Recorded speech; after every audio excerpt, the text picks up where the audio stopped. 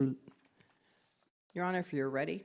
Ready? Okay, we begin with the Beach Patrol cases. Before we get started, let me go ahead and do my opening. Sorry. Good morning, I'm Myrna Rochelle, I'll be your special magistrate for today. This is a quasi-judicial meeting, which means it's like court, but the rules are less formal. The way we're going to be proceeding today is for new cases. The town will be presenting their side of the story first, and then anybody here on behalf of the property owner or respondent will have an opportunity to be heard, and I'll ask that person to go ahead and come on up on the podium to my right and give me your side of the story. At this point in time, I'd like to ask those who will be providing testimony to please stand up to take an oath. Do you swear or affirm that the testimony you're about to provide is the truth, the whole truth, and nothing but the truth? Okay, with that, I'll ask the town to please call the first case. Okay, Your Honor, we begin with the Beach Patrol cases, citation 7311-7236, which is being presented by Base Officer Nilo Sonoya. Go ahead. Okay, Your Honor, on this particular case. Okay, my name is Nello Cernoia, and I'm with Base Beach and Street Enforcement. In the first particular case, on this day of June 3rd, I approached a car that the space had not been paid for. So I had issued a ticket. They paid, but they paid for the wrong space. I issued them a ticket because if you look at the instruction page, there's only two requirements that we have, is that you pay and you pay for the correct space. And on the bottom, failing to pay for the correct space does not void the ticket. What happens by paying for the wrong space, it can cancel out some of these other payment that paid for a longer period of time. So it's very important. It really screws up the whole system if you don't pay for the right space. That's all. And we're looking for the $35 fine and $175 in administrative fees.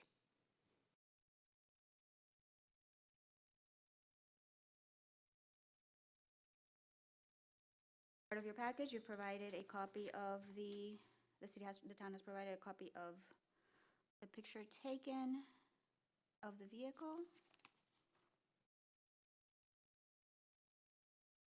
and a copy of the parking ticket. Yes. Copy of the ticket, copy of the rules, and a copy of the actual physical vehicle. Have somebody here on behalf of the respondent or the owner of the vehicle? Do you have anybody here?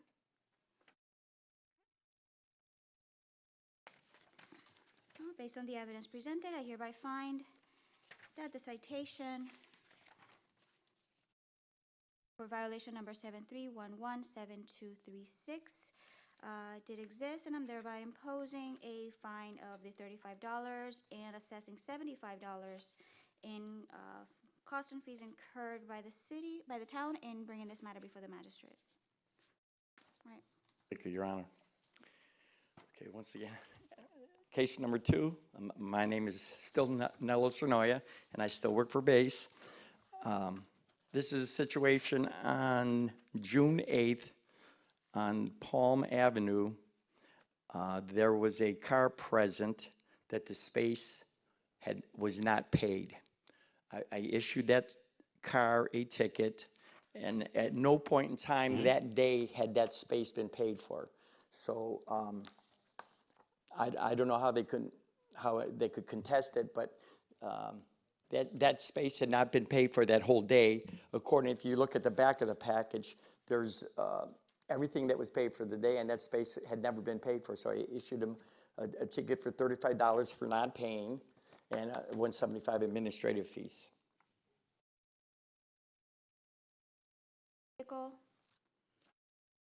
Based on the evidence presented before me today, I hereby find that the violation, as stated in the citation, violation number 73117343 did exist, and I'm hereby imposing the fine of the $35 and administrative costs in the amount of $75 for fees and costs incurred by the town in bringing this matter before the magistrate. Thank you, Your Honor. Next case.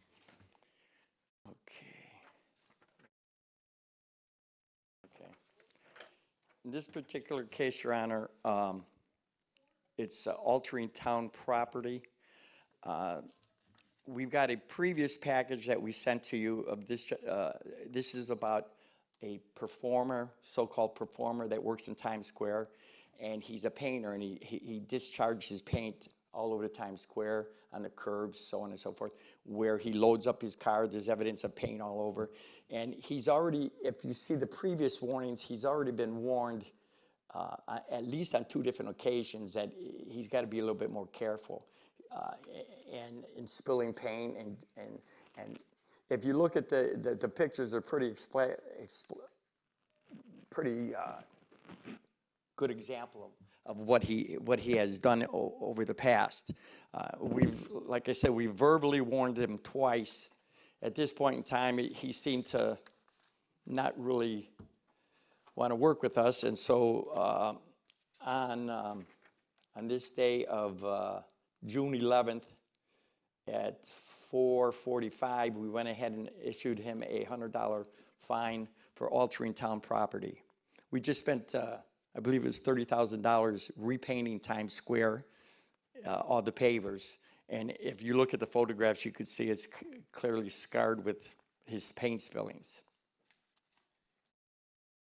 Record reflect, well, before I go, were you the person that gave the citation? No, ma'am. Do you have knowledge regarding whether the person who issued that citation saw him spilling the paint? What I'm trying to get to is is there evidence of that it was Mr. Norman who Yes. spilled the paint? There's evidence. It's Because I see the pictures with the paint, I just don't see anything telling me this was the person who did it. Lower your mic just a little bit. Oh, okay, there? Yes. All right. a couple of these pictures. There's evidence. The walls, you know, however long, 200 yards long, and there's only paint right where his booth is. I physically did not see him spill the paint, but we have in the past, and we've warned him in the past. So where the paint is the same color paint. He paints his surfboards with that color blue, and that's where he loads his car of all his supplies, right at that particular space. Okay, that's what I needed. I have to have some type of evidence that you had the right person. Yes, And ma'am. it sounds like based on the location of the booth, location of the car, and the matching paint, and the fact that it appears that some other inspectors have actually seen it happen is Yes, Your Honor. sufficient. Okay, And this paint appears nowhere else, anywhere in Times Square, except right there. okay. Madam Special Magistrate, if I may, to add a little bit of background information. The city has a separate regulatory scheme for street performers that do these types of events in Times Square. And part of the approval process is that the street performer who applies for and obtains one of those permits has to designate the particular area Okay. within Times Square that the activities for the street performance is going to take place. And that That's his is area. correct. Thank you for the context. All right, do we have somebody here on behalf of the respondent? All right, well, based on the evidence presented before me today, I hereby find that the violation as stated in the citation number 0917 did exist, and I'm hereby imposing the fine of $100 and assessing fees and costs in the amount of $75 as incurred by the town in bringing this matter before the magistrate. Thank you, Your Honor.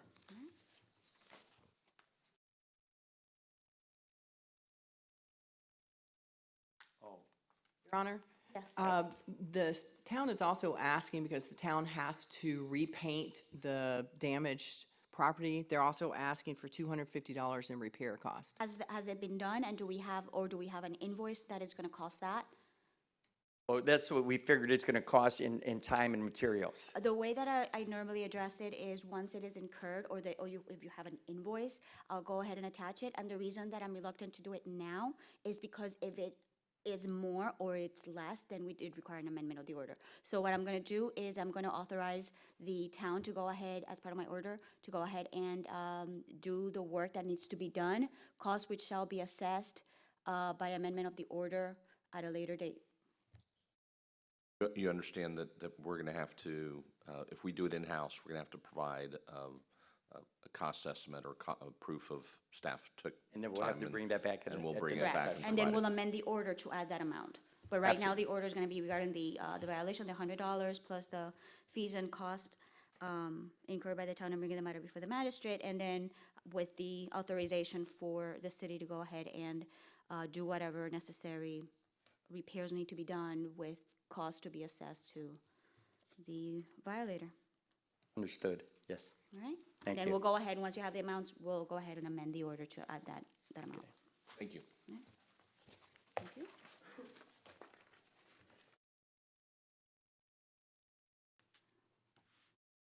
Okay, Your Honor, as you can tell from the continued items on the agenda, the Code Compliance Division of our Code Enforcement Department is working with alleged violators to obtain permits in order to abate the code cases. Hopefully, these matters will be ultimately abated, and we won't see these items on any of our upcoming hearings.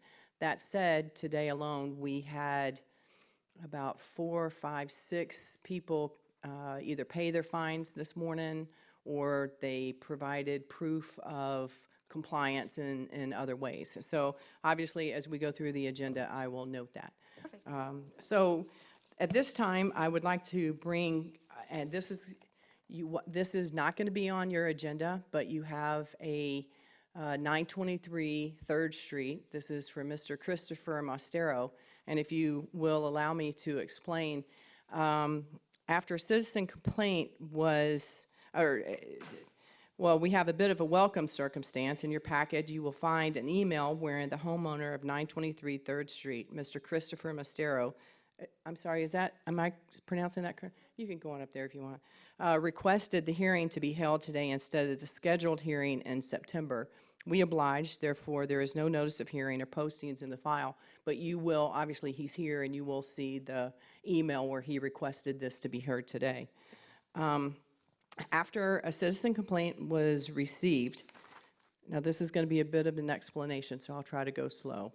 After a citizen complaint was received regarding improper drainage at 923 3rd Street, the homeowner was initially cited for illicit drainage and case number 18-0514 was opened. Former Town of Fort Myers Beach Code Officer Joe Contamanolis inspected the property and found that he was unable to verify the drainage issue due to the fact that at the time of the inspection there was no rain, therefore nothing was being drained and the matter was closed. The town received another complaint in May 2019. The town inspected the matter and opened case number CE 19-0339, but cited the violation incorrectly. In the copy of the email provided for me, dated June 18th, 2019, I explained to Mr. Mostero that due to the incorrect violation citation, we were going to close that case, open a new matter with the appropriate citation. Opening the new case would set the matter for hearing in September, which is why Mr. Mostero asked, the violation is still there, Mr. Mostero asked that it be heard now. What you have in your, well, one of the notice that you have cites the proper violation citation. Again, Mr. Mostero wanted to be heard today, which was the original date as shown by the email provided in your packet from Mr. Mostero dated July 3rd. Now we're going to go into the background. As you can see in the email from Mr. Mostero dated June. Before you go to that. Oh, I'm sorry, go ahead. So the case number we're in, from what I'm seeing, is CE 19-0429. That's correct. That's the new case. That's Okay. correct, yeah. As you can see in the email from Mr. Mostero, dated June 18th, 2019, Mr. Mostero believes that according to Article 4, Section 10-604, 3, 4, 5, and 10, he is allowed to pump water from his roof and yard onto the street. A copy of this article and his email is provided in your packet. The exemption in number 3 of Section 10-604 includes rising groundwater, flood water, and other discharges associated with county or town declared emergencies. This is South Florida during rainy season. The water in Mr. Mostero's yard is not a county or town declared emergency. The exemption in number 4 defines uncontaminated groundwater infiltration as defined by Chapter 40 of the Code of Federal Regulations, Section 35.2005, paren 20, also provided in your packet. Chapter 40 of the Code of Federal Regulations, Section 35.2005, states that infiltration does not include inflow. The Code of Federal Regulations further defines inflow as water other than wastewater that enters the sewer systems from sources such as roof leaders, cellar drains, yards, area drains, etc.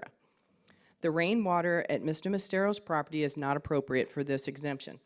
The rainwater at Mr. Mastero's property is also not uncontaminated pumped groundwater, or as number 10 in section 10604, water from a crawl space. The town alleges that Mr. Mastero's drainage systems are in violation of section 6-1 of the town's code, which is the Town of Fort Myers Beach Property Maintenance Code, which is also provided in your packet. Section 3047 of the town's property maintenance code, again located in your packet, states that roof water shall not be discharged in a manner that creates a public nuisance. The fact that we are receiving complaints regarding the drainage systems created by Mr. Mastero affirms that the discharge is a public nuisance. Further, this code is created for all the residents in the town. If everyone in the town to create drainage systems such as Mr. Mastero's and pump their rainwater onto the street, it would create an overload on the town's MS4 system. Further, Section 7, storm drainage of the town's property maintenance code, states that drainage of roofs and paved areas, yards and courts, and other open areas on the premises shall not be discharged in a manner that creates a public nuisance. Again, the fact that we are receiving complaints regarding the drainage systems created by Mr. Mastero affirms that the discharge is a public nuisance. Further, this code is created for all the residents in the town. If everyone in the town were to create drainage systems such as Mr. Mastero's and pump their rainwater onto the street, it would create an overload on the town's MS4 system. The town asks that your honor find Mr. Mastero in violation of the town's property maintenance codes, sections 3047 and 5071, and asks that Mr. Mastero remove the drainage system to the street within 14 days. If the drainage systems are not removed within 14 days, the town asks that a fine of $250 per day be assessed until brought to compliance. If this has not been brought to compliance by the time ordered, the town will set this for an imposition of lien hearing before your honor. Could you direct me again on the property maintenance code, which are the relevant sections? It is section, the first one would be section 304. I have them actually tagged in your, it should be, I've got it in, I put the whole property maintenance Oh, I code in see your what- yeah, packet, I see. and I've got them tabbed. I got it. So both of them, 304.7 and Drainage one. 507.1. I got to the page right before the one with the tabbing.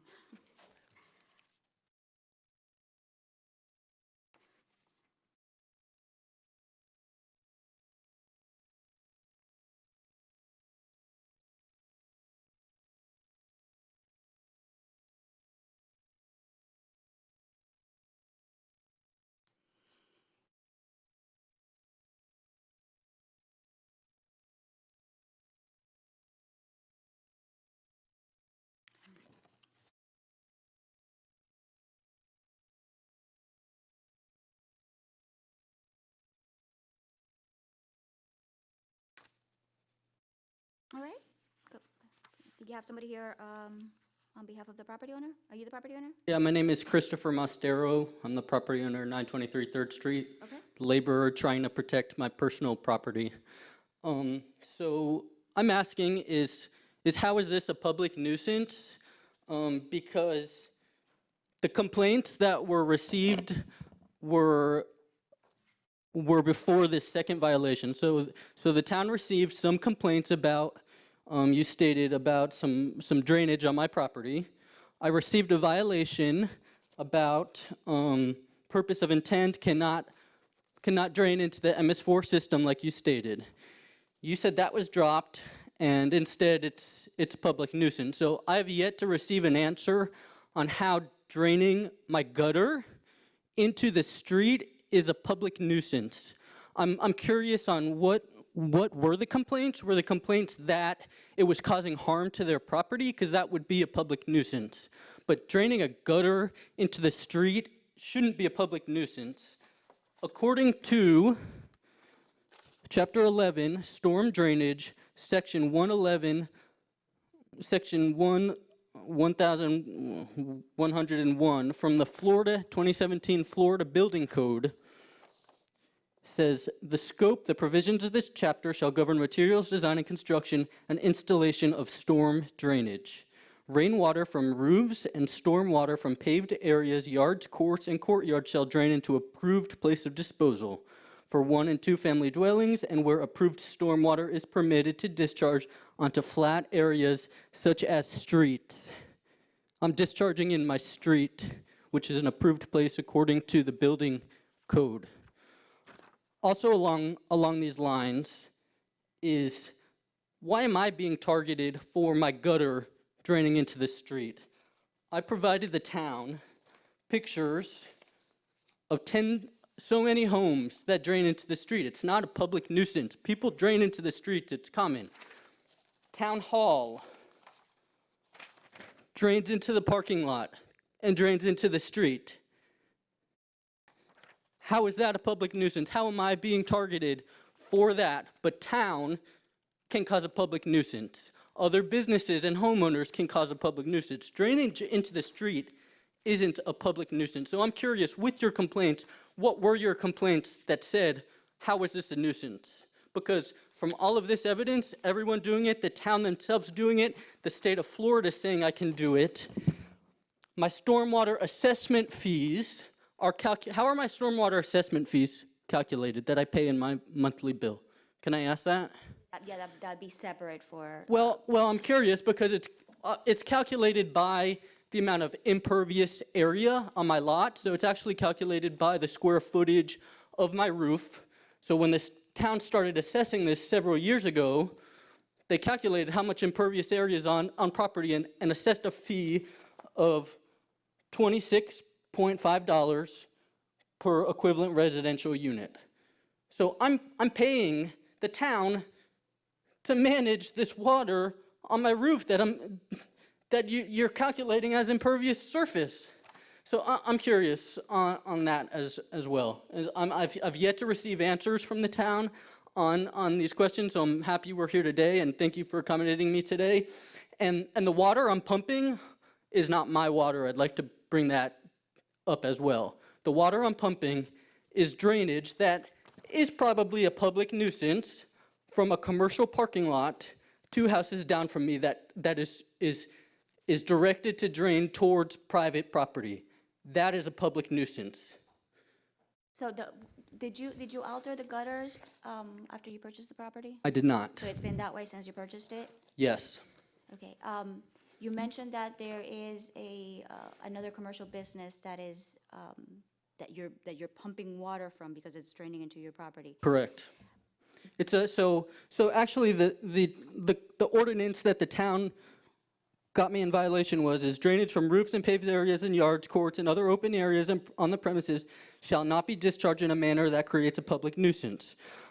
This prohibition includes drainage collected from parking lots and other paved surfaces. So yes, the parking lot on the northeast corner of Old San Carlos Boulevard and 3rd Street is graded towards residential homes, towards my house. When the storms fill up that parking lot, all that water drains, and I sent a video of this to the town. All that water drains onto my property, and that is the water I'm pumping to the street. Well, it looks like the pictures, he has copies of the pictures that I have, right? Can you put them on the TV? So we could Either way, talk he's to them been providing together? copies, or if he hasn't, we can provide him copies of what we're alleging is the violation, which is No, contrary to what I'm trying to understand is he has a long PVC pipe, and he's saying that the water he's pumping is from a property that is not his. So basically, it lands in his property. It fills up all the property surrounding us, yes. And when it gets close enough to my house is when the pumps kick on. The pumps are right next to my house. Where is where is it feeding from? Because originally I was under the understanding that it was part of your gutter system, draining roof water. Yeah, they're going back and forth on all kinds of issues. But which they- one is it? You're the one who lives there. I have a gutter that drains to the street, and I have pumps that drain to the street. The one that is in, let me see if they have the picture up. Photographs of both. They're adjacent to each The other. the white PVC, The other one. the white PVC are the pumps that are next to my house. Okay. Once all the property fills up with water from that parking lot, that's when those pumps kick on. That black crinkled is the storm drain, is the gutter drain. Oh, okay, I see it now. I missed that part.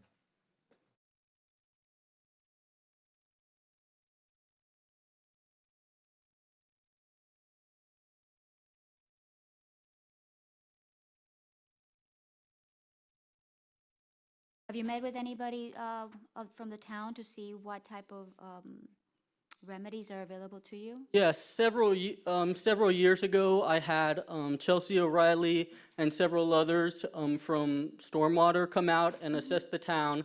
There are some storm drains around the property that the town did clean out, which has helped. It has not solved the issues, but besides that, the town said, No, but- we're on an island. They said, we're on an island.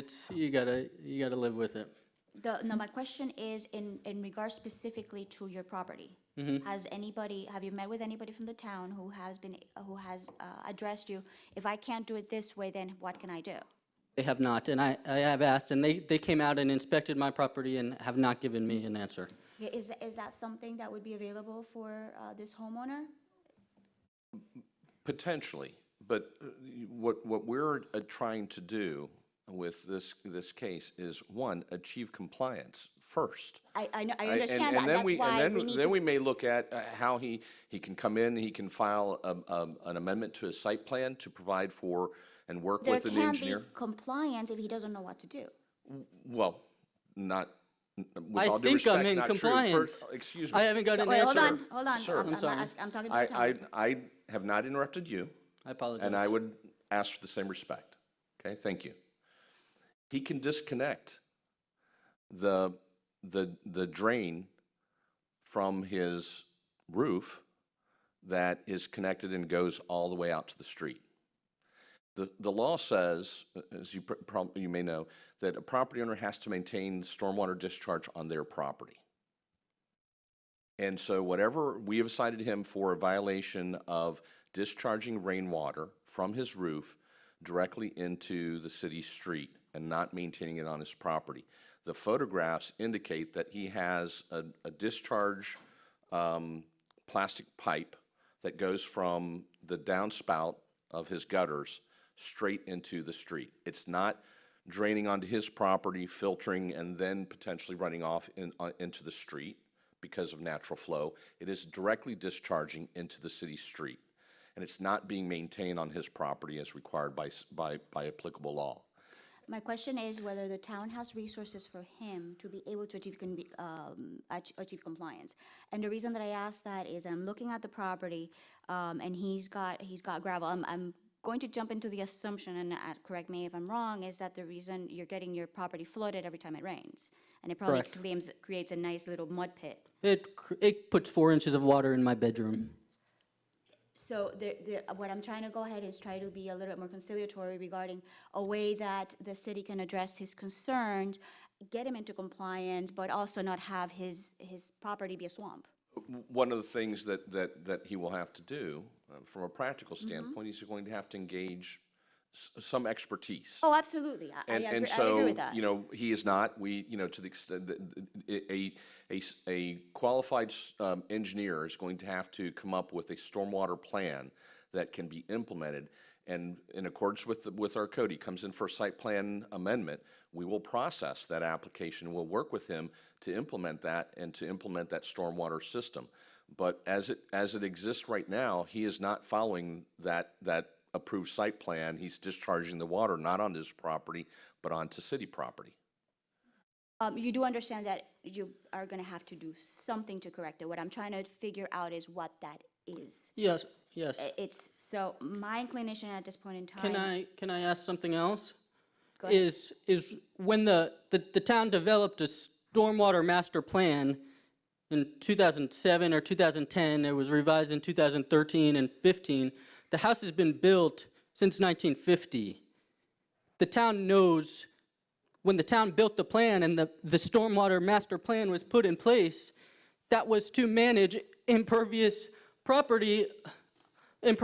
surfaces on property owner's land. So I haven't seen, That's gonna happen. I mean, it's your property, so you're responsible what happens to your property. The town is responsible for the town's own property, But- the road. That is So correct. so at this point in time, unfortunate for you, is that you have a problem with your property that will need to be addressed.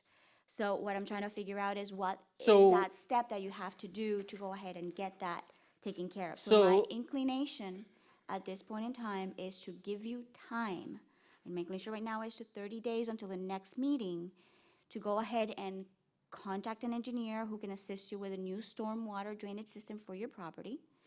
And then you can come back and report back on what steps you've taken to try to remedy the situation. If no steps have been taken, then I'm gonna have no choice but to go ahead and impose fines, and it will start occurring daily if it doesn't come into compliance. So I understand the predicament you're in, I sympathize for you, but my job here is to see the ordinance and apply it to the facts that we have in the case. And those seem to, in this case, merge. However, I do find that, based on your argument and what I'm seeing, is that perhaps it sounds like it's a solvable problem on your end. It might take a little bit of legwork on your part, but it can be solved in a manner that satisfies you and satisfies the town and get you into compliance. so I'm still, I don't understand how I'm not in compliance because, That's not a question for the city. I'm the one who's gonna be making that okay, determination. ma'am, so can I ask you, how am I not in compliance? Because according to Florida Building Code, my gutters can drain into the streets. My job here is to apply the ordinance as it is written, and the ordinance clearly states that that stormwater that you're pumping out onto the street should not be pumped out onto the street. My That's- job here is not to interpret the ordinance along with the Florida Building Code in this particular circumstance. The ordinance is gonna rule. The only thing that would trump it would be a Florida statute. And you do not have that. What you have is the Florida Building Code. So that. So, but they didn't write me for a violation of pumping into the street. They wrote me that draining water into a street's a public nuisance, which isn't because town hall does it. All right, I'm gonna go ahead and issue my ruling. Is there someone from the town that I can ask to come out for recommendations? I hereby find that the violation as stated in the notice of violation did exist and continues to exist. I'm gonna go ahead and give the property owner, is it 30 days for the next one? We will not have a hearing in August. The next one would be September. Okay, so I'm gonna give you till the September hearing, so you got a little bit extra time there to come up with a plan and hopefully start implementing it, but at this point in time, I'm just gonna require that you come back in the September meeting and you provide me a status regarding the steps that you have taken to go ahead and correct the violation. If you fail to go ahead and provide me with a status update or do anything in regards to address the violation in the property, I will start imposing the $250 a day until the violation is corrected. But at this point in time, I want to go ahead and give you the opportunity to do a little bit of legwork and find out options for you to be able to correct the violation. It is possible that the town might be a resource, but you might want to go ahead and contact an engineer who can assist you with the storm drainage and find out what can be done. Okay, Okay? thank you. All Madam right. Special Magistrate, I believe the request included an assessment of the admin fee. I'm going to reserve as to the Okay. fees and costs until the September hearing. Thank you. Thank you.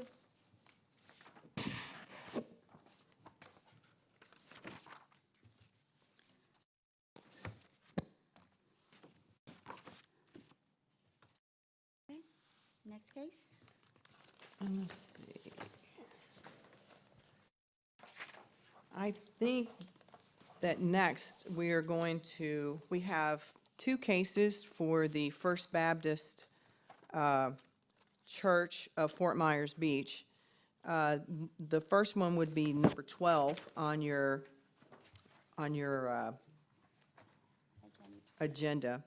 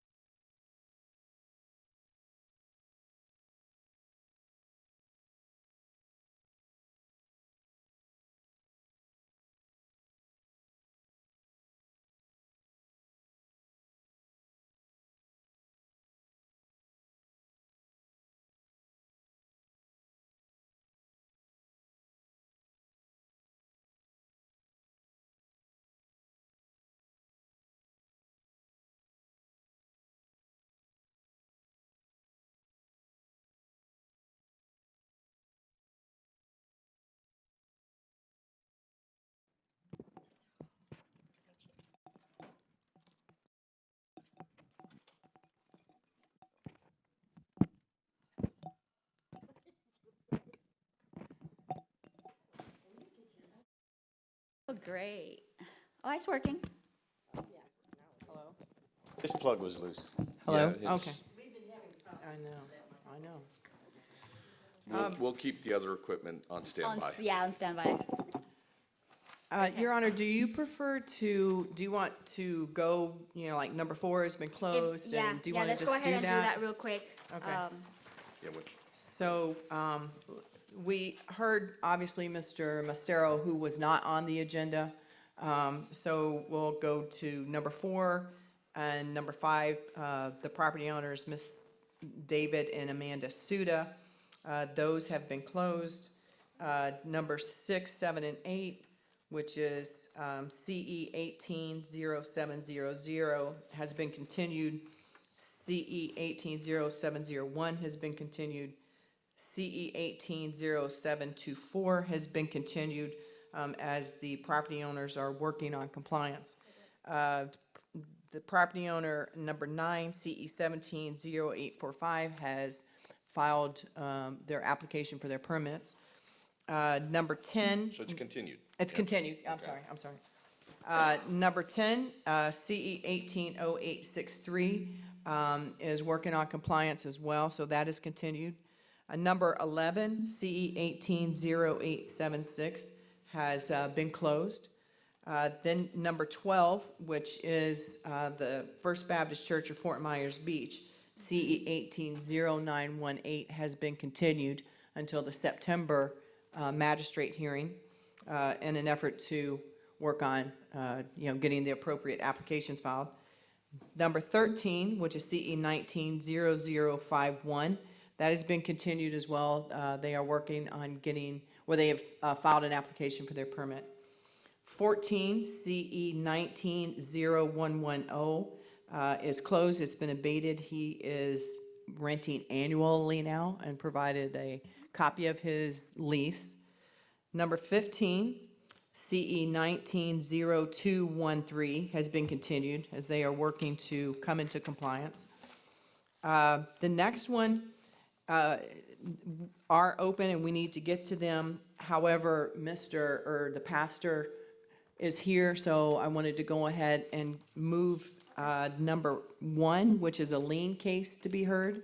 So it is kind of bouncing around. After the pastor, we have his imposition of lien hearing. We will then go to 16 and 17. However, 18, which is CE 190356, and that's 18, and 19, CE 190470, paid their citations this So they're morning. closed. So they're closed, yes. So 18 and 19 are closed. Okay. And I'm sorry, the number 12, you said it was continued? Number 12, yes, it is continued.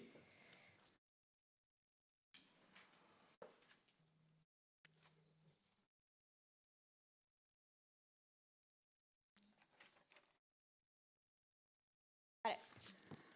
All right, let's go ahead and call up the, Okay, First at this practice. time, we are on page 8, which would be the only imposition of lien cases to be heard. okay? And so this is regarding, in your packet number, CE 14, or folder, CE 140388. Regarding case number CE 140388, we would like to ask that you vacate the lien previously ordered and filed as instrument number 2016-0002, 16067 with the Lee County Clerk of Courts. A copy of both the order and the lien with the instrument number is in your folder. The town asked that you impose a lien for the fines that were ordered initially on September 28th, 2016. Pursuant to the order, the violator was to begin paying $75 per day beginning May 27th, 2016, with an added prosecution cost of $150. While I was reviewing this matter, I found an email wherein the town had given the church until June 10th to come into compliance. So as of this day, it's not been brought into compliance. So therefore, from June 10, 2016 to this day, there's a current amount due of $85,125. And you can see the breakdown in your folder of days plus $75, plus the $150 prosecution cost that was initially ordered, with an ongoing fine of $75 per day until brought into compliance. Have, do we have, is it you presenting for the town altogether? There's no officer? No, Okay. And I just heard you say the property's still not in compliance? that's correct. When was the last inspection? 3 days ago? Okay. Yeah. Anything further from the town? No, again, all we're asking to do is to, I guess, reimpose, so we can. All right, so we'll go ahead and get started with the request to vacate. The lien that was recorded as instrument number 2016-0000-16067. That request, that motion is hereby granted, and that lien, my order shall state that the clerk of the court is hereby directed to. Actually, no, we're going to just do a release of the lien. Right. Okay, and then now we'll go ahead and go regarding the lien imposition hearing part of it. All right, and you said we have somebody here on behalf of the respondent? Okay, come on up. State your name and relationship to the property. Yes, ma'am, that's Sean Kritzer, pastor of the church. Okay. So it would be property representative. What is going on with this property that it has not been into been brought up to compliance 3 years later? If we had a sword I could fall on, I would rather do that, but I'll try to show you. As it says that the case number was actually a 2014 case number, at which time in our town's history, we just sat around a table and tried to figure things out. And we did. And Matt Noble sat before the current administration at that time and explained to them how there wasn't a violation. And we thought the matter was solved. Honestly, we did. Because there was no word. So that was 2014. In 2016, and I am going to try to make this as non-personal as possible, but it's there. And these are the documentations of communication since 2016 only to try to get this matter resolved. This is just communication between us, the town, engineers, and things like that. In 2016, Kara Stewart came on the playing field and contacted me and had me come in. And we sat at a round table in the offices, and she declared to me, I don't know what you've ever done before, but you will never win in this town. That was declared in front of 3 other people who worked here. And she set forth from that day on to make that happen. That's all documented. She asked in August, so we went ahead and started the process that she set forth. Okay.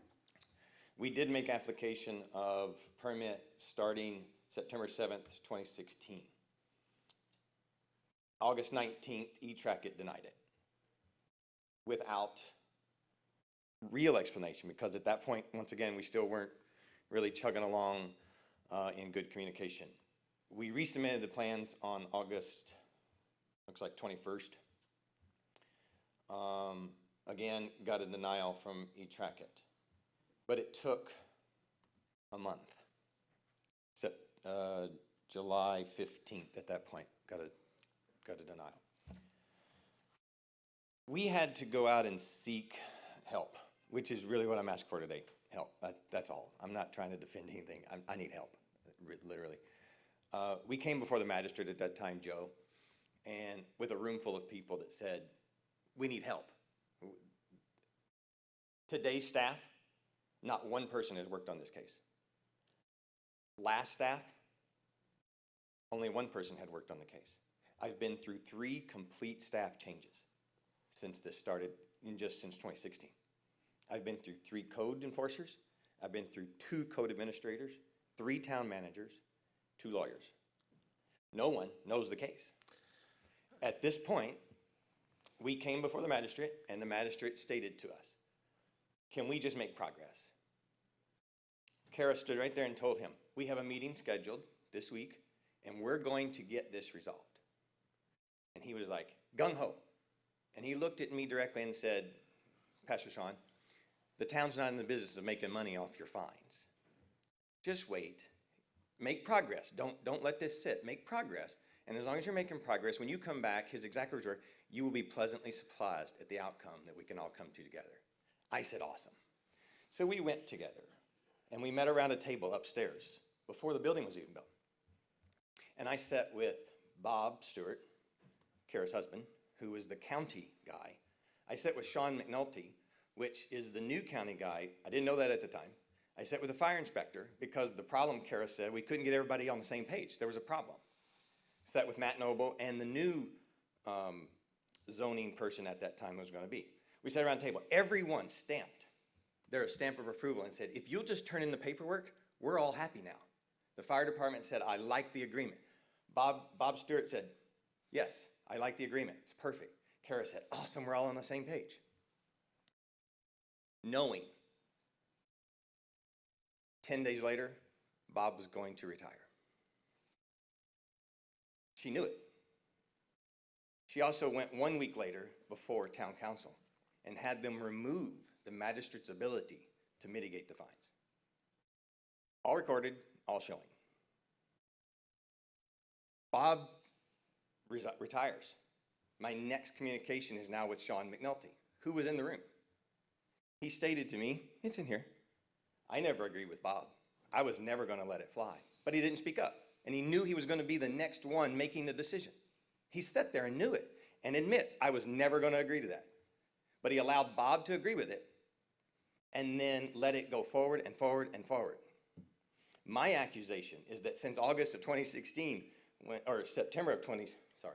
November of 2016, when Kara got it available for the town council to have to mitigate the fines and out of the magistrate's hands, there has been a complete slowdown. And I can show it from August of 2016 through just November of 2019. Maybe this will help expedite the process here. Right now, since you're out of compliance, mitigation's off the table, at least at this point in time. So there's no mitigation, whether it's by the magistrate or it's by the commission or by city council, whatever. It won't happen until the property comes into compliance. Oh, I understand that. I Okay. completely get that. Just so that makes sure that we're clear on that. Absolutely, I understand. What I'm trying to figure out is, it looks, based on what I have before me, that this is a building without a permit. Oh, ma'am. I will tell you here's what happened. In 2014, we were getting fire inspections started. The town had just started doing town inspections. So the fire department came through and said, there's a kitchen here that's messed up. We don't like that. You can't have this type of kitchen in this property. It had been built there since 1993, no changes.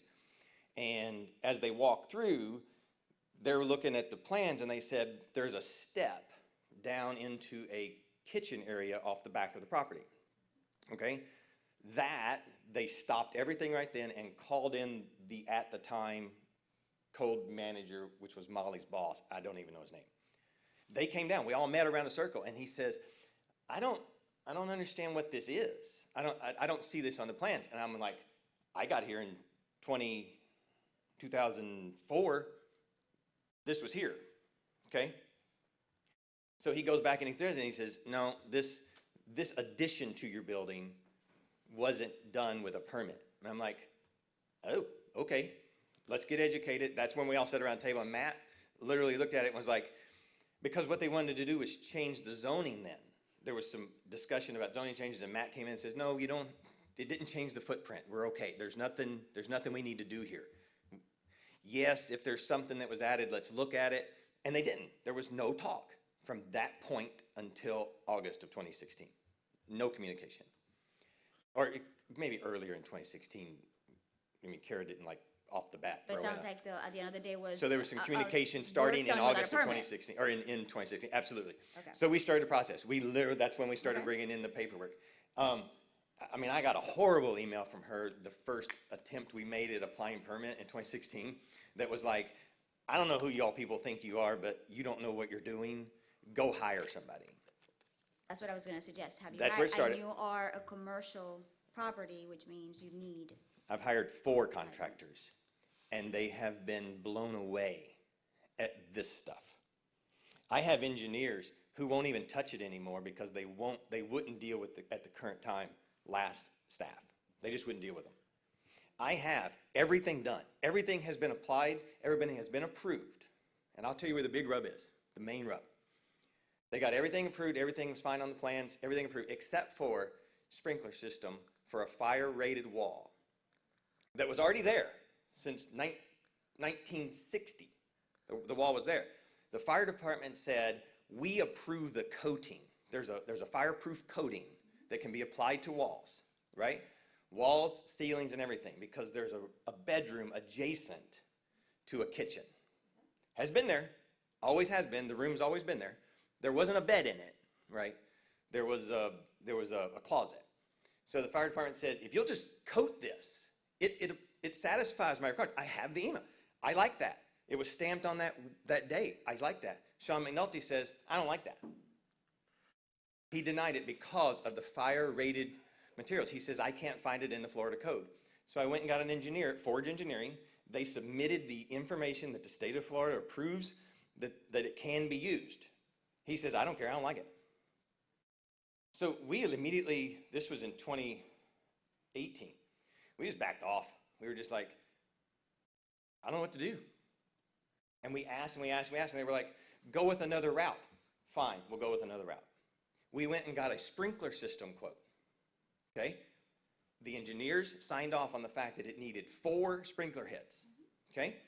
That is based on a residential water line, or a standard city water line. You can have up to 4 heads. Fire department says, love it, it'll work perfectly. Sean McNulty comes back and says, nah, you need 8 sprinkler heads. I want them in the ceiling too. Just over the bedroom, not the whole building, just over the bedroom area. Well, the cost went from $1,500 to $50,000 for 4 sprinkler heads. I contacted Chief Martin, and he says, I can't argue with him. I don't agree with him, but I can't argue with him. I'll sign off on 4 heads. But I can't do it if he doesn't do it. Well, now Sean McNulty's no longer involved in it. It's all right here in town. So in November of last year, I sent an email to Roger. A week and a half later, I finally got him to answer an email that said, I'm going to look into this, and I'll have you an answer by the end of the week. 3 weeks later, I send an email every Friday. My secretary, I want an email every Friday documented.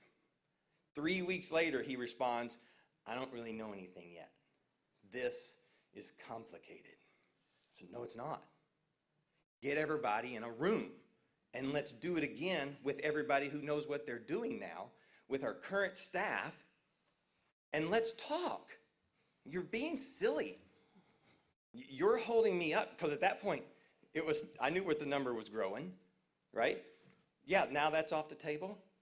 I'm begging, get me in a room with the people who make the decisions so that they can look across the table at one another and go, this is fine, it will work.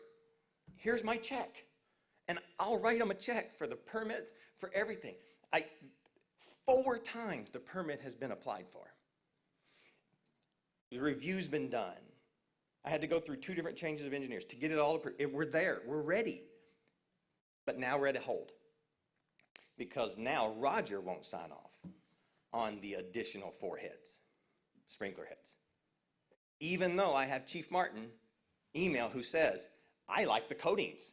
I'm fine with the coatings. I don't care. I'll paint them, I'll coat them, I'll put in the 4 sprinkler heads. I'm willing to do. I can't put in a $50,000 sprinkler head to protect 1 bedroom in a building that's been there since 1960, that has 72 people sleeping in it at any one time. This happens to be the caretaker, one other person in the building who takes care of the other 72. The rest of the building doesn't have sprinkler system. And Chief Martin finally agreed, you know what? I wish you had a sprinkler system in the whole building, but I can't make you. Will you at least put in a good fire alarm with annunciators? Yes, sir. So we put in a full fire alarm for the whole building to protect the other 72 beds, but they want $50,000 to protect 1 bedroom. That doesn't make sense to me.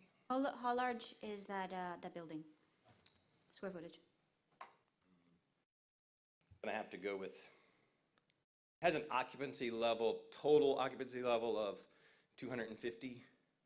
If you have because it has a huge space for dining and kitchen, and then it has 72 beds down dormitories and bedrooms. So yeah, roughly has to be 3,000 square feet, 4,000. It's going to be deemed commercial, which increases. It's been deemed commercial since 1993 when they built it. The county went through the process. What happened was that used to be the church. So in 1960 it was built as a church. Okay, 1993 and through 1996 they built a new building up front. So we have a new commercial church building up front. The county and the then church revamped that building into what's called a retreat center. So that's the building in discussion, is the retreat center building. Have you met with the chief building official?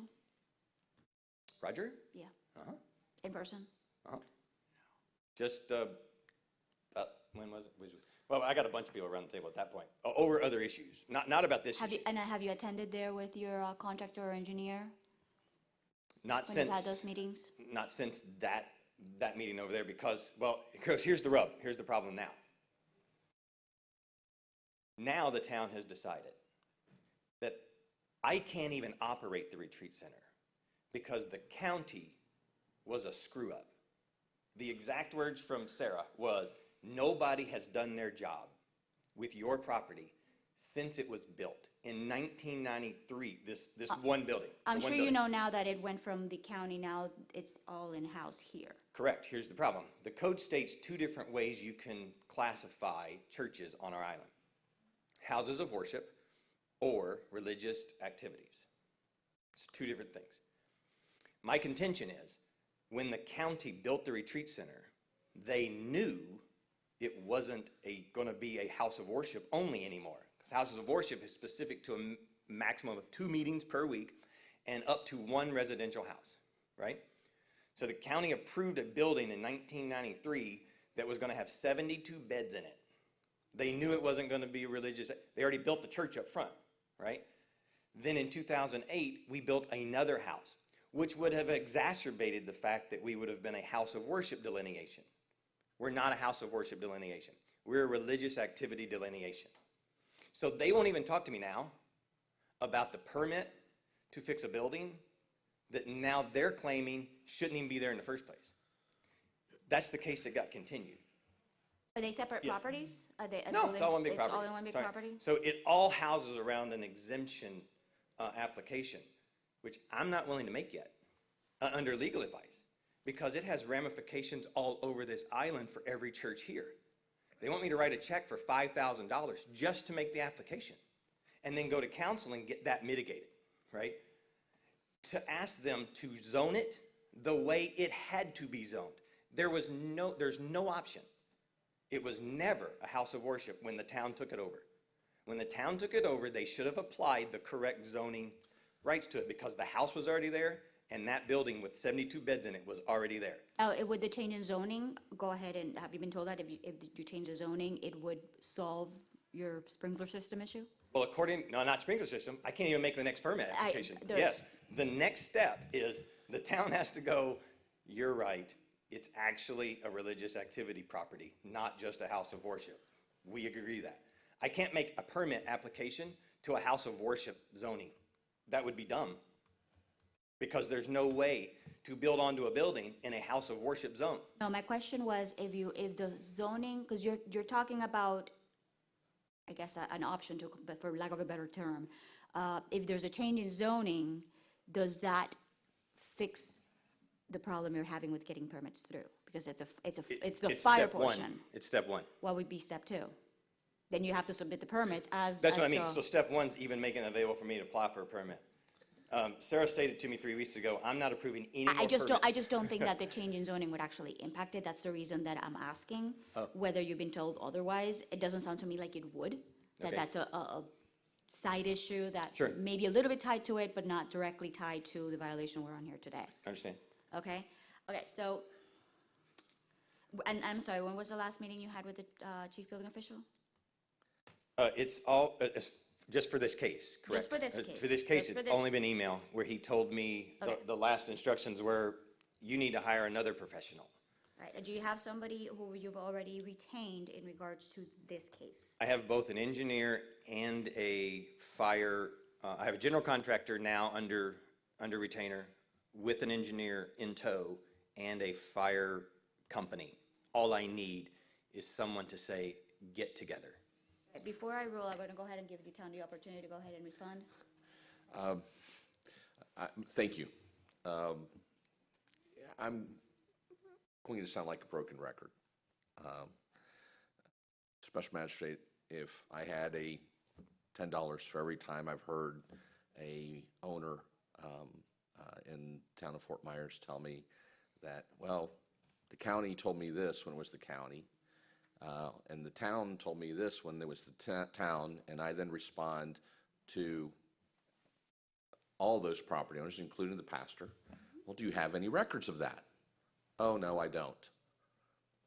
That's what we're here. I mean, and I'm not disputing what the pastor says, but there's no evidence that any of that occurred before you. It's the statements of the pastor. We have met with him, and the bottom line is that the code violation is for actions that took place without a permit.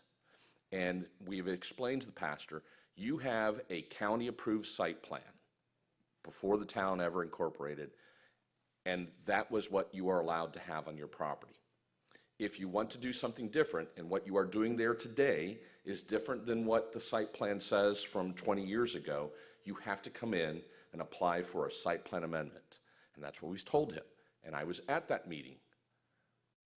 So And I that's heard that- staff Is say- that the one regarding the zoning This issue? case, that's correct. So whether rezoning is required or not, to comply this case, he's got to get the approvals required to legalize the work that was done illegally, without benefit or permit. That's the only issue.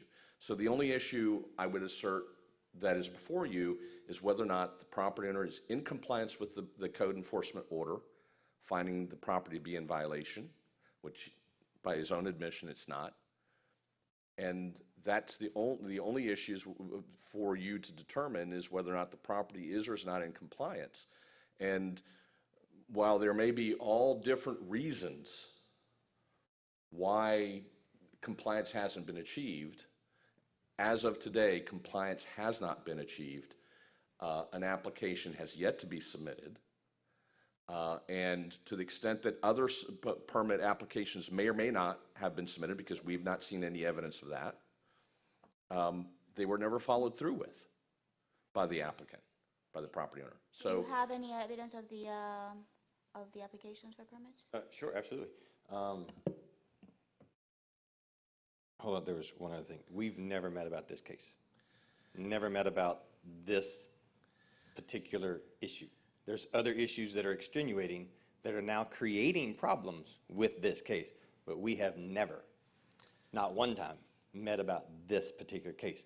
I wanted to, but there was nothing to talk about because Roger had put the brakes on. The last application for permit was submitted October 1st. We were told the licensed contractor needs to resubmit the plans with the changes to the fire sprinkler system. So it was just prior to October 1st. There would be no reason for the town to say, please resubmit your plans. Oh, permit, COM 16-0025. That was last year? Actually, that would have been 2016. That was the original application. But after that one in It stayed with it. 2016. It's just been stayed with it, yeah. So the application was actually made COM 16-0025. Okay, so you're telling me that the application that you've been talking about that had been submitted was in 2016, and you kept referencing a whole bunch of other submissions and changes that were being submitted? Same one. It all went back to that same permit application process. Okay, when was the last submission? Resubmittal was done, looks like, I talked to, well, Roger responded in November, so November 2018. November 20th of 2018. Do you have I can give you the exact date, hold do you on. have a picture or copy of that email? Well, the problem is I have an entire book of when I That was. was not my question. I'm sorry. trying to establish. I understand. Email, November 4th, update today, November 9th, email, still there, Thursday, September 27th, 2018, Mr. Bogart responded. I can get you the paper copy here. I made a digital reference so that I could go back to the Perfect. paper. Let's go ahead and once you find it, go ahead and show it to the town attorney, and then I'll see it. Madam Mayor, Madam Special Magistrate, I'm not necessarily disputing that there have been multiple communications throughout this time period.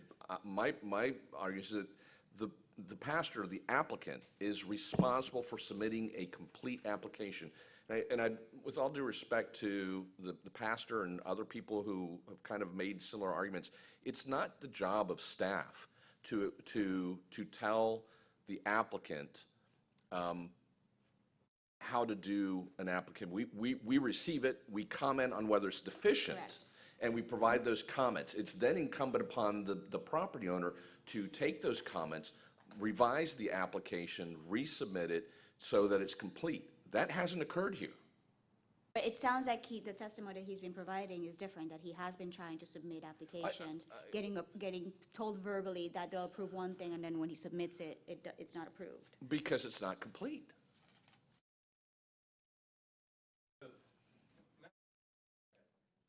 Go ahead and show it to him first, and then I'll take a look at it.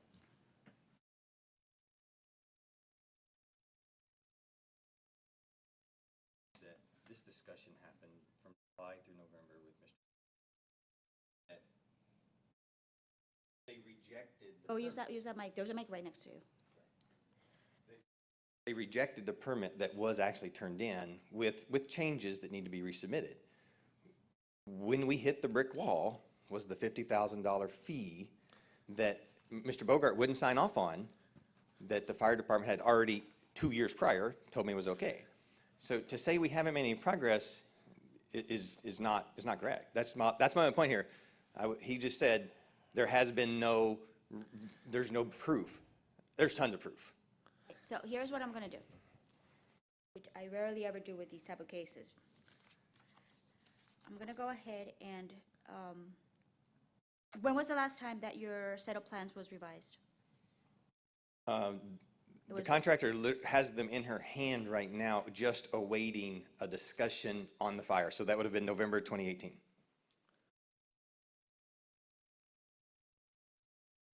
That was the last revision? Yes, ma'am. And that's at the revision that had the full sprinkler? It does, yes, ma'am. And here's the reason that it even had held up, is you can get 4 heads off of one residential water line or one town-supplied water line. I have the new house right next to it, so we're 22 feet apart, has an extra water line that runs to it from the city. So my recommendation was, hey, I'll give you the 4 heads off of the retreat center building inside. I'll give you the 4 heads in the attic off of my house, which is the same, it's legally compliable. No response. That was what I'm waiting on a response for. All I want That somebody was to say that submitted, not just verbal, submitted. The contractor, I don't know what that was all back to the contractor. With all She due said, I'm trying to get someone to approve you can do that. That's all she told me. I'm trying to get somebody to approve that. With all due respect, Special Magistrate, that's it. It's just like, we're in an endless loop. It's, what's the movie? Groundhog Day. Groundhog Day. Agreed. Where we keep, and it doesn't get submitted. We can't take application, And, we and can't that's, take that's where I'm action. having, the problem is that they have to be submitted in order for the town to mark it up and for it to come back. We I don't tell completely the understand, applicant and- ahead of, we do not tell I the get it. applicant ahead of time I understand what that. is wrong with their application. We tell them, submit it. I And understand it that. doesn't get submitted. But that has been done, and that's sort of, and that's why my reluctance to just keep turning in plan. Every time I go to an engineer, it's much smarter. I mean, I just deal in relationship. It's much smarter to go and go, y'all think this will work, right? And everybody goes, yes, before I pay an engineer to draw up everything, and then one person goes, nope. That's the reason that you have an engineer. The engineer is supposed to be the one giving you the expertise He as did. to what is going to be going in the drawings. Agreed. That will pass the town. And normally in Agreed. situations like that, you want to find somebody who's actually been there, done that, especially Agreed. with this jurisdiction. So I have all these email communications between, the engineer gave them to me, between the fire department and him. But you Where they're understand from going, the this town's works. perspective, you haven't actually submitted a plan for formal review. No, I did that.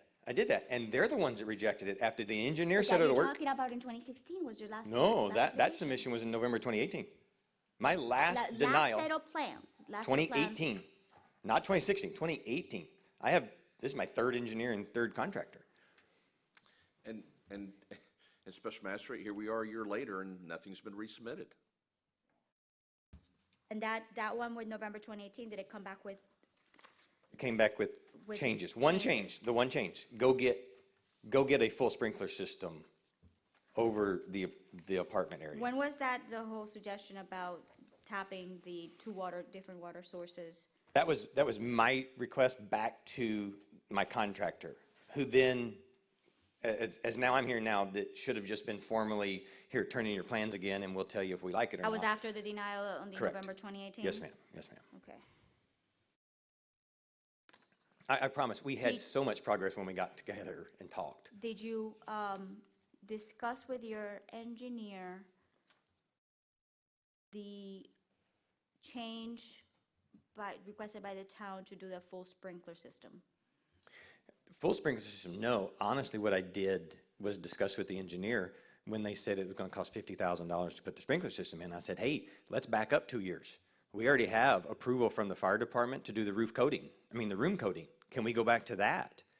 And I believe that was also in that submittal. We gave two options, and the submittal for the paint coating was rejected at town level this time. That one was submitted, when that one was rejected? Still the when? same November 2018. November 18th. Yes, ma'am. Okay, so you don't know the protective covering is out of the question, and it makes sense because if you even got a verbal approval back then, that was 2 years ago, and things changed between 2016 and now. Oh, of course. Now, in 2018, we did look up the state statute where Florida still okays the use of the coating as long as it's maintained by a reputable company. It has to be applied and then inspected every year. Which, quite frankly, is exactly what I'd like to do.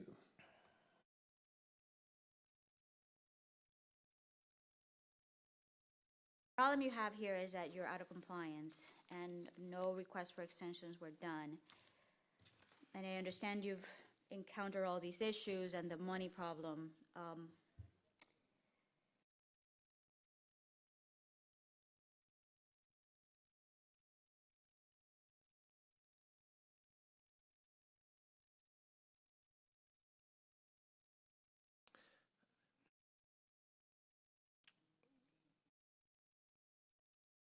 And Special Magistrate, if I may, we have had, as you know, we've had similar cases or similar situations, and what we would respectfully request is that you impose the order on and the lien, and certainly I have spoken to the pastor for myself and for staff that we are working with him, but we do need him to submit something to us for us to review. We will continue to work with him in an effort to obtain compliance. And at that time, he can provide all of this information and documentation to the city council in a request for mitigation once the property is brought into compliance. And it will then be the responsibility of the city council to determine whether to grant a mitigation and what that level of mitigation should be based upon the evidence that the pastor provides to the city council. I can tell you that as staff, as a general matter, staff doesn't necessarily take a position with respect to those mitigation requests. We leave it within the sound discretion of the city council, because that's what the city code provides for, or the town code, I'm sorry. And so, again, we'd request that based upon the evidence testimony, there is no compliance at this point in time. The property is and continues to be in violation of the code, as found, now 3 years ago by the special magistrate. And again, while we are committed to working with every property owner and certainly the pastor and achieving compliance, that is the first step. If I may.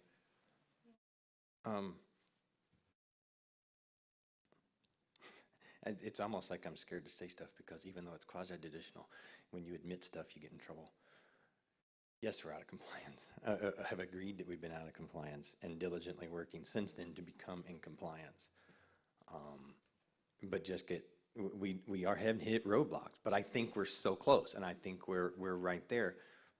But this is an extenuating circumstance, especially now that some other stuff has popped up as far as new staff opinion. And while the staff might not normally give opinion, they give a lot of opinions. And that opinion carries weight when they're the ones making the decision when I walk in with a piece of paper. So I have been very cautious since November of trying to get it right. I'm ready to go ahead and issue my ruling. Thank you. I hereby find that the violations as stated in the prior magistrate's order for the hearing of March 30th of 2016 have not been complied with, and fines have accrued in the amount of $84,975 plus the $150 in prosecution cost, amounts to a total of $85,125. I hereby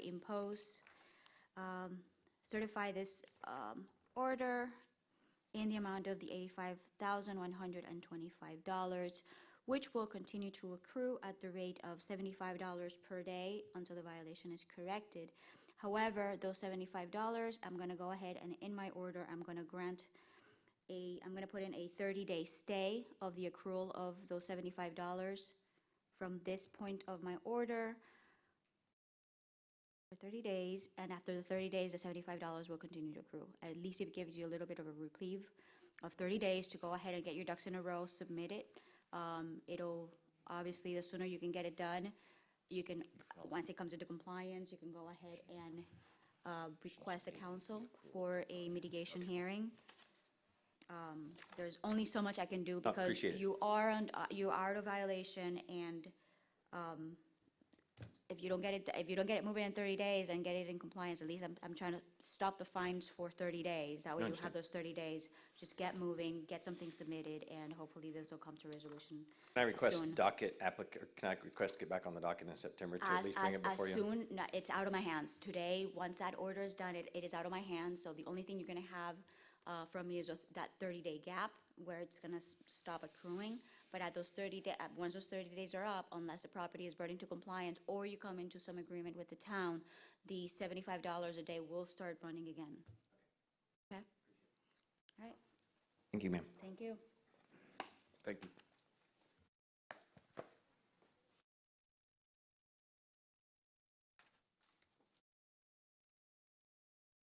Okay, Your Honor, that takes us back to, actually, what I'd like to do if That's my agenda again. oh, I'm sorry. What I'd like to do is, if it's okay with you, is We have number 16 and 17 left on the agenda. I'd like to hear number 17 or present number 17 first. Which is that one, the, That would be CE 190397, Hakey. got it.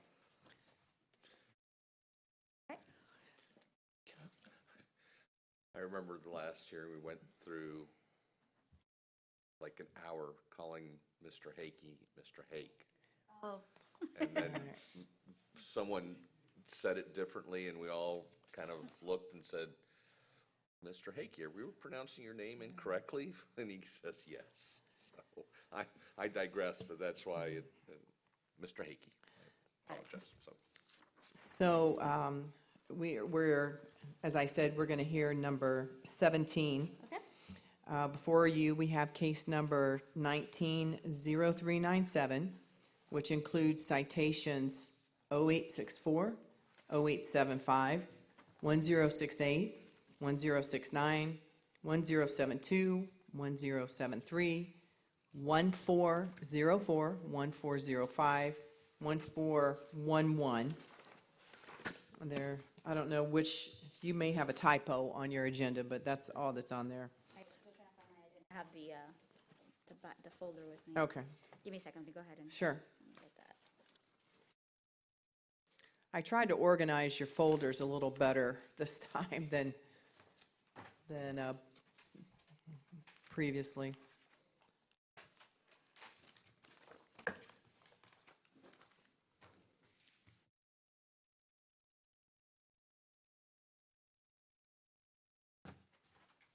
Okay, so we're doing, We will do, however, I mean, all of the citations allege a 16. violation of renting weekly and a monthly. oh, that's right, you wanted to do the 17, okay, got it. Right, number Okay. 17. Okay, so Alright. we're on 0397. So all of the citations that I mentioned, which are in this case number, allege a violation of the town's land development code 34-642 RS residential single family zoning, which incorporates table 34-1 and 34-2, which is the table of zoning districts that define lodging as residential in the RS district and states that the allowable use for the RS district includes the rental of any permitted dwelling unit to a single family during any 1 month period with a minimum stay of 1 week. I've included in your folder all of the zoning, and the town's land development code regarding this. You may remember this property from the last hearing. The order is also enclosed in the packet. These citations were issued during that time after the town received many complaints regarding the weekly rentals in the property. The town was told by the property owner's real estate agent that the weekly rentals would continue, that they would not stop. The neighbors on the street own vacation rentals. If you will remember from the testimony from last hearing, they own vacation rentals and abide by the town's monthly rental zoning restrictions. The town has provided Your Honor with an availability calendar that clearly shows that the property was rented weekly during the times the citations were issued. For the record, Code Enforcement Officer Carl Benj is assigned to this matter, and how you let me know how you want to proceed. I've got, I can go through each of the postings and the dates and the certifieds and all that stuff. Let's go through each of the citations. Okay, I've 'cause they're got them in- all. Technically independent. Right, I've got them all separated for Okay. your convenience. So the citation 0864 was issued on June 12th, 2019, posted on the property and town hall on June 12th, 2019, and sent certified mail to the property owner, as you'll see in your packet, on June 12th, 2019. The rental availability calendar shows that the property was rented on a weekly basis on the date that this citation was issued.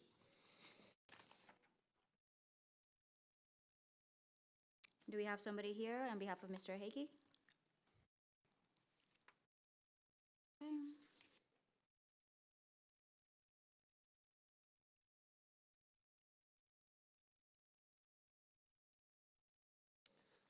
Your Honor, the town asked that if you find the property owner in violation, we also ask that an administrative fine of $175 be ordered, and as a repeat offender, a fine of $500 be ordered and paid within 10 days, or the town will bring this matter back and request an imposition of lien against the property for that amount. So I will state that for each citation if you'd like. And your reference in regards to this individual being a prior violation, does it arises out of prior case numbers 19-0059, which was before this magistrate on June 20th of 2019? That's correct.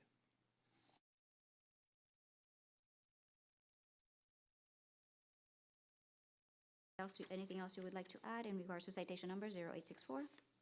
No, that's it, Your Honor. I hereby find that the violation as stated in the notice of violation did exist, and I hereby impose the $500 fine as a repeat violator and order the property owner to, I'm also assessing $75 in fees and cost incurred by the town and bring this matter before the magistrate. Okay, that's us to 0864. Okay, Your Honor, citation 0875 was issued on June 12th, 2019, posted on the property and town hall on June 12th, 2019, and sent in certified mail to the property owner on June 12th, 2019.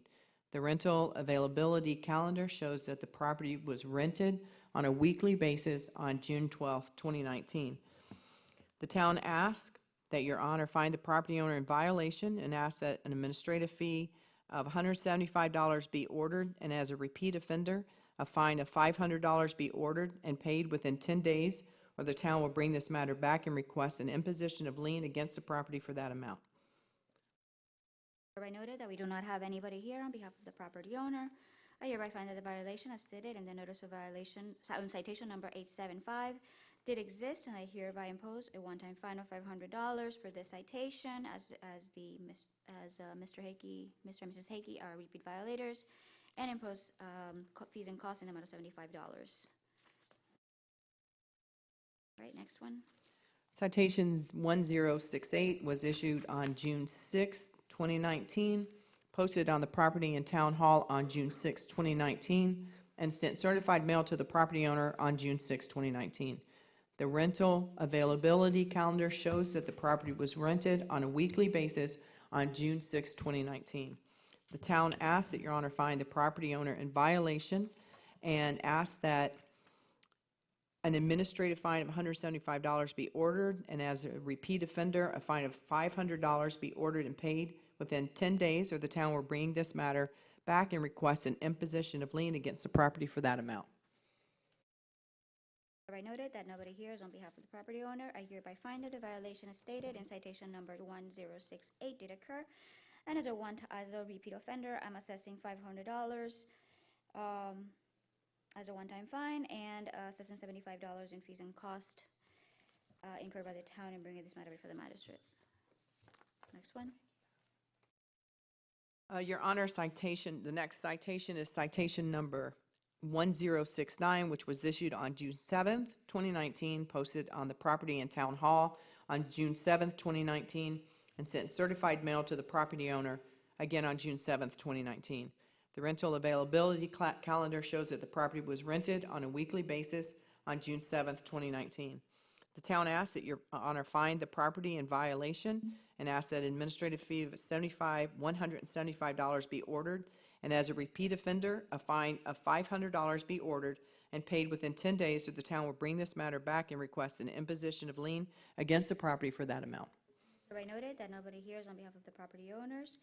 I hereby find that based on the evidence presented, the violation as stated in citation number 1069 did exist, and I hereby imposing a one-time fine of $500 on the basis that this is a repeat offender, and assessing fees and costs in the amount of $75 as incurred by the town in bringing this matter before the magistrate.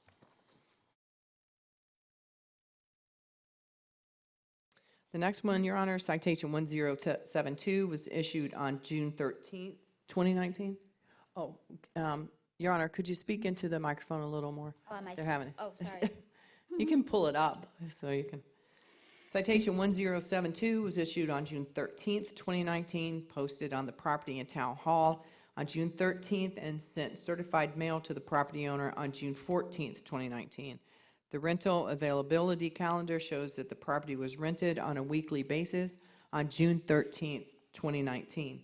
The town asks that your honor find the property owner in violation and asks that an administrative fine of $175 be ordered, and as a repeat offender, a fine of $500 be ordered and paid within 10 days, or the town will bring this matter back and request an imposition of lien against the property for that amount. Okay, it is hereby noted that nobody is present on behalf of the property owner. I hereby find that based on the evidence presented, that the violation as stated in citation number 1072 did exist, and I hereby impose a one-time fine of $500 as a repeat offender, plus assessed fees and costs in the amount of $75 as incurred by the town. I'm bringing this matter before the magistrate. That was for 1072 or 73? 7-2, Your Okay. Honor. Okay, so let's move on to 73.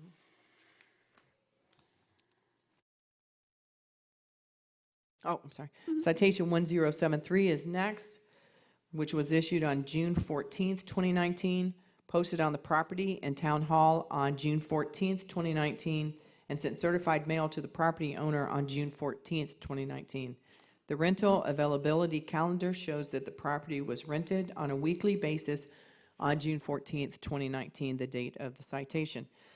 The town asks that your honor find the property owner in violation and ask that an administrative fee of $175 be ordered, and as a repeat offender, a fine of $500 be ordered and paid within 10 days, or the town will bring this matter back and request an imposition of lien against the property for that amount.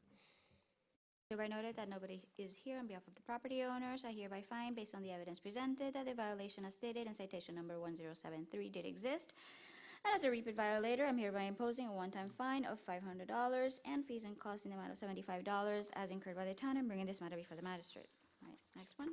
Citation 1404 is next, Your Honor, which was issued on June 17th, 2019, posted on the property and town hall on June 17th, 2019, and sent certified mail to the property owner on June 18th, 2019. The rental availability calendar in your folder shows that the property was rented on a weekly basis on the date of the citation, which was June 17th, 2019. The town asks that your honor find the property owner in violation and asks an administrative fee of $175 be ordered, and as a repeat offender, a fine of $500 be ordered and paid within 10 days, or the town will bring this matter back and request an imposition of lien against the property for that amount. It is hereby noted that nobody is here on behalf of the property owner. I hereby find, based on the evidence presented, that the violation stated in citation number 1404 did exist, and as a repeat offender, I'm imposing a one-time fine of $500 and assessing fees and costs in the amount of $75 as incurred by the town in bringing this matter before the magistrate. 1405. Your Honor, citation 1405 was issued on June 18th, 2019, posted on the property and town hall on June 18th, 2019, and sent certified mail to the property owner again on June 18th, 2019. The rental availability calendar shows that the property was rented on a weekly basis on the date of citation, which was June 18th, 2019. The town asks that your honor find the property owner in violation and asks that an administrative fee of $175 be ordered, and as a repeat offender, a fine of $500 be ordered and paid within 10 days. The town will bring this matter back and request an imposition of lien against the property for that amount. Hereby noted that nobody is here on behalf of the property owner. Based on the evidence presented, I hereby find that the violation stated in citation number 1405 did exist, and as such, I'm imposing a one-time fine of $500 as a repeat violator, and imposing assessing fees and costs in the amount of $50 as incurred by the, $75 as incurred by the town in bringing this matter before the magistrate. Your Honor, next, citation 1411 was issued on June 19th, 2019, posted on the property and town hall on June 19th, 2019, and sent certified mail to the property owner on June 19th, 2019. The rental availability calendar shows that the property was rented on a weekly basis on June 19th, 2019, which is the date the citation was issued. The town asks that your honor find the property owner in violation and asks that an administrative fine of $175 be ordered, and as a repeat offender, a fine of $500 be ordered and paid within 10 days, or the town will bring this matter back and request an imposition of lien against the property for that amount. I noted, nobody's here on behalf of the property owner. I hereby find that the violation, as stated in citation number 1411, did exist, and as a repeat offender, I'm assessing a one-time fine of $500 and assessing fees and costs in an amount of $75 as incurred by the town in bringing this matter before the magistrate.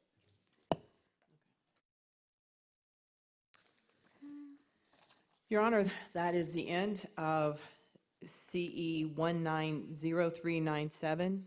The remaining matter on the agenda, which is CE 190329, the town withdrawals.